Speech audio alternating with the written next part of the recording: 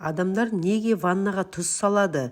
Кейбіреулер бұл шаршауды азайтады дейді, енді біреулер стресс кетеді дейді. Бірақ шын мәнінде тұзды ванна ағзаға не береді? Неліктен дәл тұз? Тұз қуатты антисептик, әрі қабынуға қарсы әсері бар. Бірақ оны қалай және қай жерде қолдану маңызды. Көпшілік ойлағандай, тұз тек ауыз қуысы мен тамақты ғана шаюға емес, стресс пен шаршауды азайту үшін де қолданып жүр. Көп адамдар ваннаға қолданып жүрген тұздар теңіз тұзы, ас тұзы және магний сульфаты. Ең танымалы магний сульфаты. Ол кәдімгі ас тұзы емес, құрамында магний мен сульфат бар. Тұзбен шомылудан кейінгі өзгерістер. Бұлшықетті босаңсытады.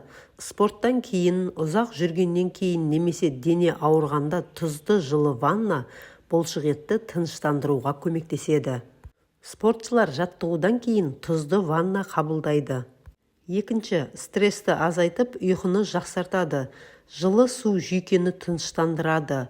Сондықтан адамдар тұзды ваннадан кейін өзін тыныш сезінеді. 15-20 минуттық тұзды ванна миды демалыс режиміне ауыстырады. Үшінші, теріні жұмсартады.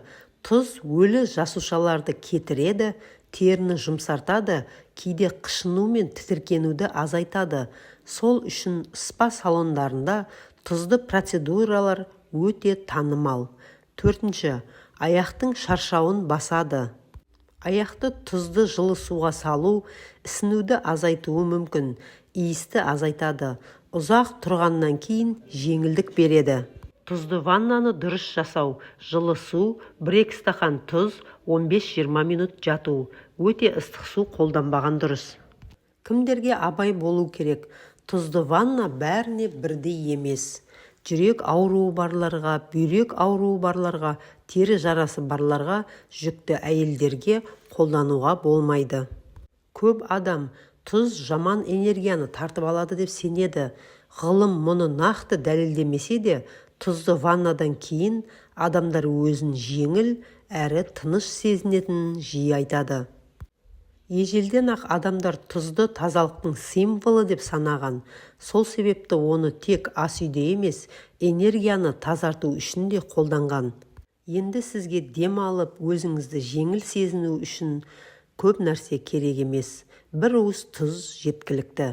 Видео пайдалы болса, тіркеліп, лайк басуды ұмытпаңыз. Деніңіз сау болсын.